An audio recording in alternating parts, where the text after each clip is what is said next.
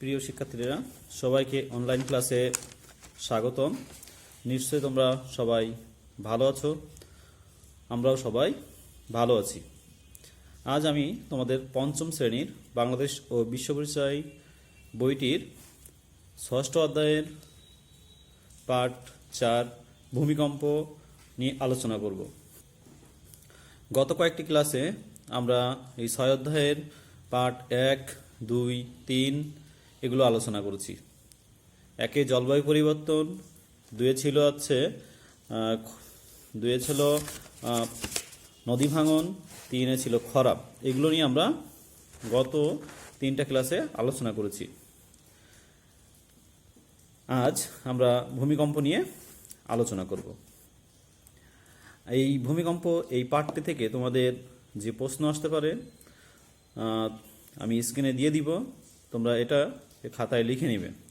ভূমিকম্প কি? বাংলাদেশে ভূমিকম্পের ঝুঁকি রয়েছে কেন? ভূমিকম্পের ঝুঁকি মোকাবেলায় 4টি করণীয় লেখো। তো চলো আমরা আমাদের আজকের আলোচনায় চলে যাই। ভূমিকম্প কি? ভূ আলোড়নের ফলে পৃথিবী পৃষ্ঠে যে আকস্মিক কম্পন অনুভূত হয় তাকে ভূমিকম্প বলে। পৃথিবী পৃষ্ঠ হঠাৎ ভূমিকম্পের ফলে কেঁপে ওঠে, আর কেঁপে ওঠার ফলেই যে অনুভূতিটা হয় এটা হচ্ছে ভূমিকম্প। বাংলাদেশে ভূমিকম্প ঝুঁকি রয়েছে কেন? ভৌগোলিক অবস্থানের কারণে বাংলাদেশে ভূমিকম্পের নিশ্চিত ঝুঁকি রয়েছে।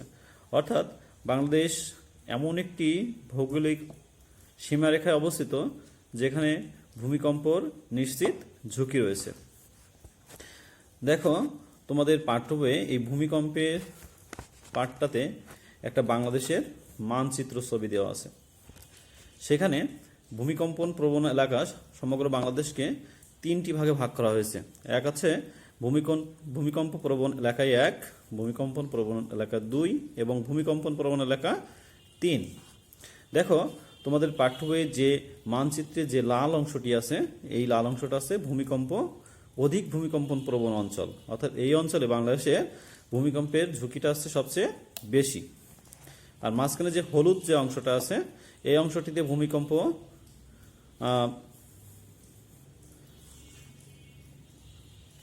প্রবণ এলাকা আছে 2।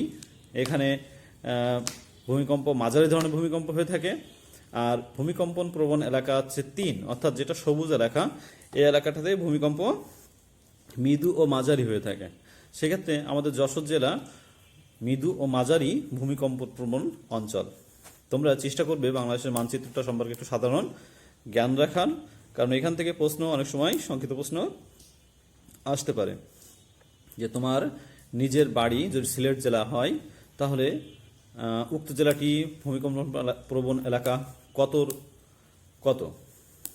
তো সেক্ষেত্রে নিশ্চয়ই সিলেট জেলা আছে লাল রং চিহ্নিত অংশের মধ্যে, তাই এটা হবে 1 নম্বর ভূমিকম্প প্রবণ অঞ্চল, অর্থাৎ অধিক ভূমিকম্পন প্রবণ অঞ্চল।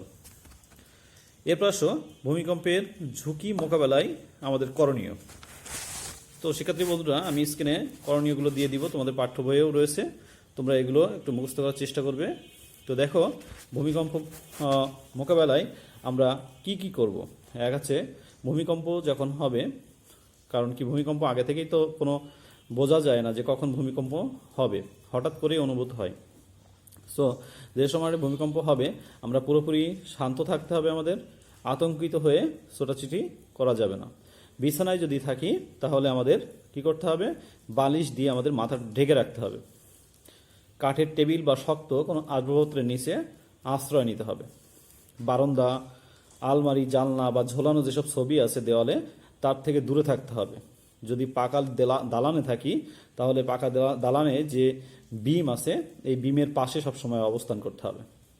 আর প্রথম ভূমিকম্প শেষ হওয়ার পরেই আবার দ্বিতীয় আর একটা ভূমিকম্প হওয়ার সম্ভাবনা থাকে, তাই প্রথম ভূমিকম্প শেষ হওয়ার পরেই কি করতে হবে? সারিবদ্ধভাবে খোলা জায়গায় আশ্রয় নিতে হবে। বাসা থেকে বের হতে হবে, খোলা জায়গায় আশ্রয় নিতে হবে। আর সবসময় বাড়িতে প্রাথমিক চিকিৎসার ব্যবস্থা বাড়িতেই রাখতে হবে। এগুলো আছে ভূমিকম্পের ঝুঁকি মোকাবেলায় আমাদের করণীয়। তো শিক্ষার্থী বন্ধুরা, আমাদের ভূমিকম্পের যে পাঠটা এই পর্যন্তই। সে পর্যন্ত তোমরা ভালো থাকো। আগামী ক্লাসে আমরা আবার নতুন কোনো ক্লাস নিয়ে তোমাদের সামনে হাজির হব। ধন্যবাদ।